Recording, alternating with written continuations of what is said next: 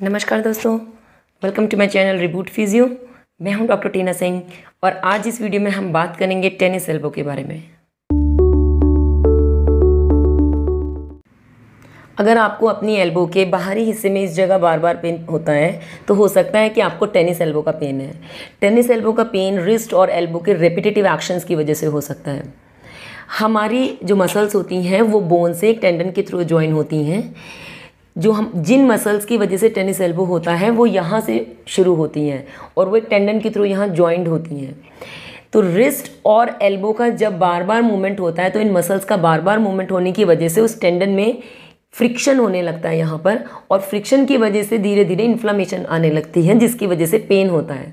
इसीलिए इस कंडीशन को मेडिकल टर्म्स में लेटरल एपिकॉन्डाइलिटिस बोलते हैं, क्योंकि इस जगह को हम बोलते हैं लेटरल एपिकॉन्डाइल और आइटिस मीन्स वहाँ इन्फ्लामेशन, तो इसलिए इसको बोलते हैं लेटरल एपिकॉन्डाइलिटिस यानी कि टेनिस एल्बो। बात करते हैं कि टेनिस एल्बो किसको हो सकता है।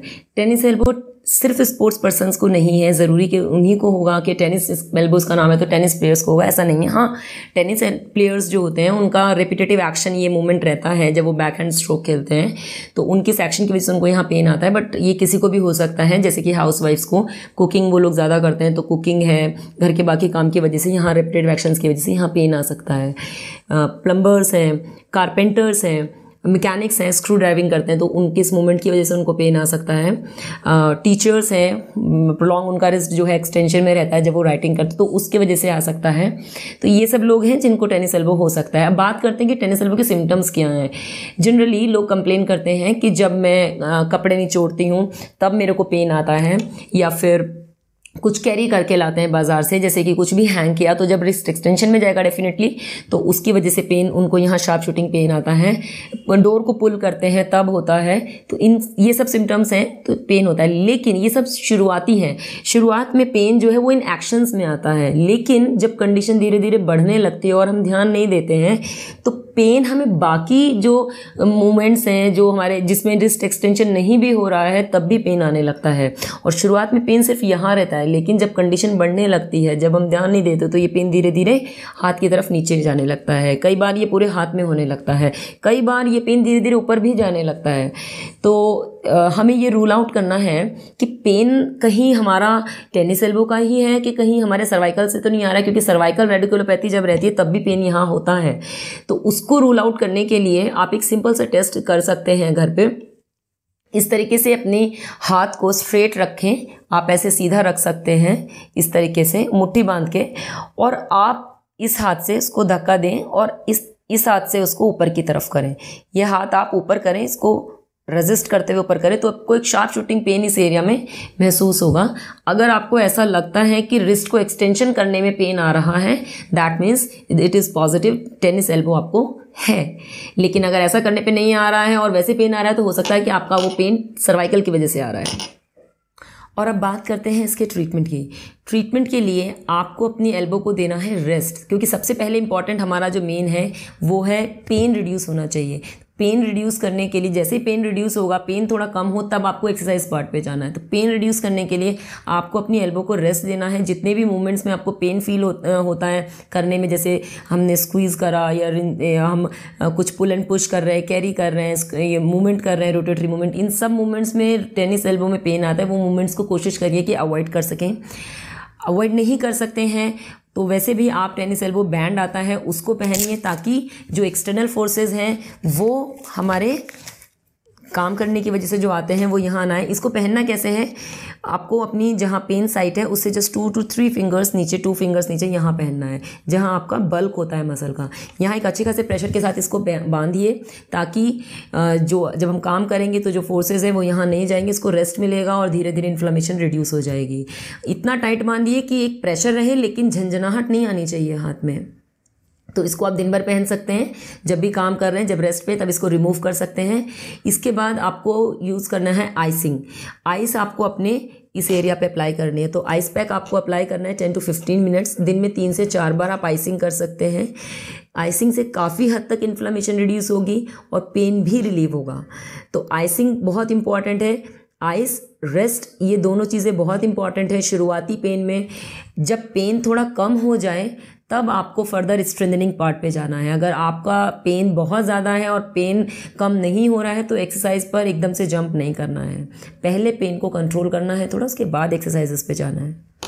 थर्ड पार्ट है स्ट्रेचिंग। आपको अपनी एक्सटेंसर मसल्स को स्ट्रेच करना है।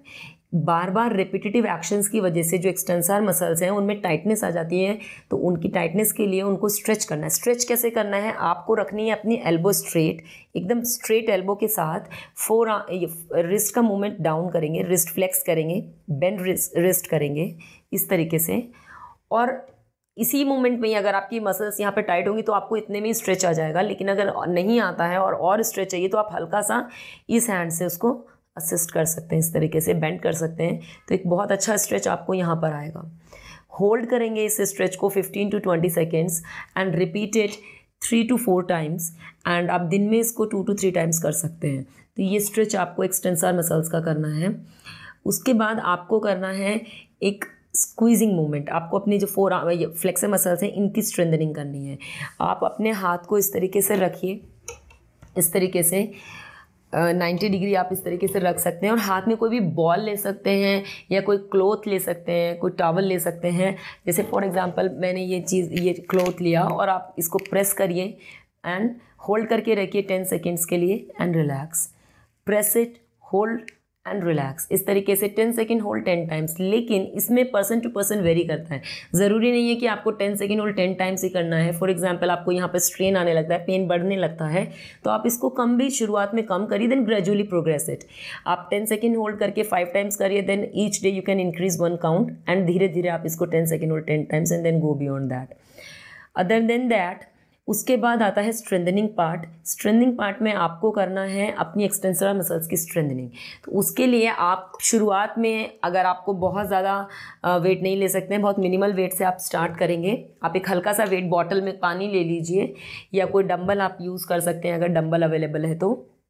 इस तरीके से आप 90 डिग्री अपने आप फोरआर्म को रेस्ट पे रखेंगे, और इस तरीके से आप अपनी रिस्ट को थोड़ा सा बाहर रखेंगे टेबल के, और इसको धीरे धीरे धीरे धीरे रिस्ट को फ्लेक्स करेंगे। याद रहे कोई भी मूवमेंट शोल्डर पे या आर्म पर नहीं आना चाहिए, इस तरीके से या इस तरीके से नहीं आना चाहिए। आर्म अपर पोर्शन रेस्ट पर रहेगा, सिर्फ धीरे धीरे रिस्ट का मूवमेंट होगा। And slowly take it up, slowly go down. थोड़ा सा पेन आ सकता है, हल्का स्ट्रेस यहाँ महसूस होगा, लेकिन वो नॉर्मल है। बहुत ज़्यादा पेन आता है तो you can stop it. Repeat this movement, repeat this exercise for 10 times, and you can do this 2 times a day और वंस अ डे। कई बार क्रॉनिक केसेस में क्या होता है कि यहाँ पर फोरआर्म इस मसल में अधेशंस बन जाते हैं, जिसकी वजह से पेन और बढ़ जाता है। तो उन अधेशंस को ब्रेक करना बहुत ज़रूरी है। उसके लिए आपको अपने सॉफ्ट टिश्यूज़ को रिलीज़ करना है। आप खुद से कर सकते हैं घर पे ही। ये लॉन्गिट्यूडनल इस तरीके से मसल्स के फाइबर होते हैं, आपको क्रॉस पैटर्न में उनको रिलीज़ करना है। जहाँ आपको पेन है यहाँ पर लेटरल एपिकोंडाइल पे, इसके जस्ट 1 इंच के यहाँ आप उसको क्रॉस पैटर्न में रोल करेंगे। इस तरीके से आपको क्लिकिंग साउंड होता महसूस होगा, आपको एक रोलिंग महसूस होगी और एक हल्का पेन आएगा, बट वो नॉर्मल है। वो पेन धीरे धीरे जब आप कुछ टाइम करेंगे तो वो धीरे धीरे कम भी होने लगेगा। और इसको करने के बाद आपको अगर पेन महसूस ज़्यादा होता है तो आप आइसिंग ज़रूर करिए, और एक्सरसाइज के बाद भी आप आइसिंग कर सकते हैं। और ये सब आप अगर कंटिन्यू करते हैं कुछ टाइम तो आपको पेन काफ़ी हद तक कम हो जाएगा। उसके बाद भी अगर आपको लगता है तो आप फिजियोथेरेपी डिपार्टमेंट में कहीं भी जाके अल्ट्रासाउंड रहता है, अल्ट्रासाउंड एंड टेंस, उससे काफ़ी हद तक पेन जो है वो रिड्यूस हो जाता है और काफ़ी हद तक आपको आराम मिलेगा। अगर आपको हमारी वीडियो पसंद आई तो इसे लाइक और शेयर ज़रूर करिए, ताकि जितने भी आपके फ्रेंड्स और फैमिली मेम्बर्स हैं जिनको भी अगर किसी को प्रॉब्लम है तो ये उन तक पहुंच सके। और हमारा चैनल सब्सक्राइब ज़रूर करें, क्योंकि हम आगे भी ऐसे ही इंफॉर्मेटिव वीडियोज़ जो हैं वो बनाते रहेंगे। तब तक के लिए स्टे हैप्पी, स्टे सेफ। जय हिंद।